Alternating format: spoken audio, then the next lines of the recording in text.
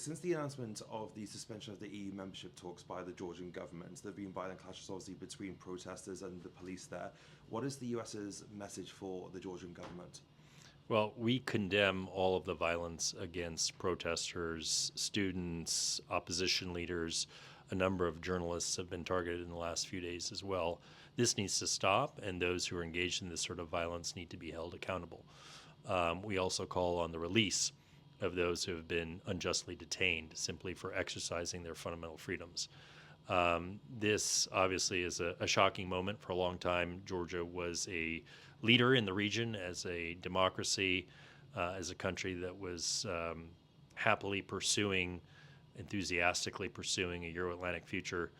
Now the government is taking a very different tack, and it's very worrying.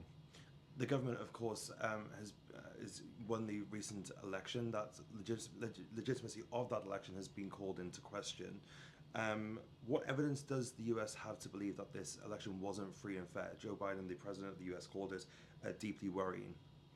Well, a lot of domestic and international observers have declared that the election was not free and fair. So we base our assessments on the expert opinions of those who have the knowledge, including the OSCE's Office of Democratic Institutions and Human Rights. That is the organization that sets the gold standard for election observation missions. And they found a lot of evidence, of credible evidence, in the months leading up to the election, in particular, of electoral intimidation, coercion, abuse of administrative resources, those sorts of things that did not provide for a level playing field on election day. The US has since paused its strategic partnership with Georgia. Is the US considering sanctions on the members of the government and also the billionaire backer of the Georgia Dream Party as well, Bidzina Ivanishvili? Look, I'm not going to make any announcements today, but all options are on the table. We have paused $95 million in assistance to Georgia because of our concern over what we've seen in the last few weeks. We have, as you rightly noted, suspended our strategic partnership with Georgia. And we are evaluating the situation very carefully. As I said, we condemn the violence, and we're deeply concerned by the trajectory here. There was a recent report, however, that several US officials had spoken to VOA and said that there have been drafts of sanctions for members of the Georgian government, and that was before this latest violence broke out. Is there any truth to those reports? Well, we have sanctioned dozens of officials under what's called it's a policy on visa restrictions under the Immigration and Nationalities Act. Now those names are not public. We are looking at the option of adding additional people to that list. And as I said earlier, right now all options are on the table. That includes which includes sanctions. And includes the freezing of assets, U.S. assets. I'm not going to get into specifics with you, but we're looking at all options, including additional sanctions. Okay. And many of the Georgians protesting feel abandoned by international onlookers, including France, the EU, and the United States. How do you respond to those allegations?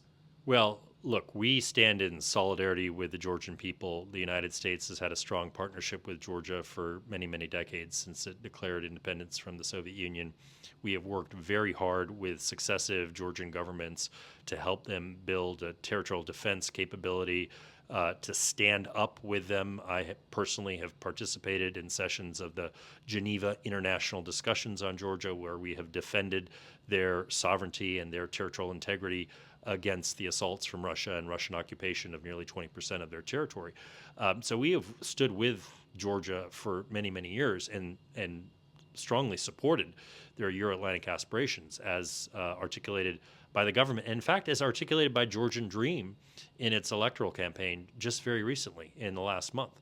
So we have stood with the Georgian people. We'll continue to do so. We'll continue to look for ways to hold those accountable who are perpetrating violence and who are undermining fundamental freedoms and the rights of civil society to let their views be known. Are you expecting any change in the stance towards Georgia with the incoming administration, and what is the current administration doing to shore up support before the transition ends? Well, I can't speak for the next administration, but there has been broad bipartisan support for Georgian democracy in the United States Congress.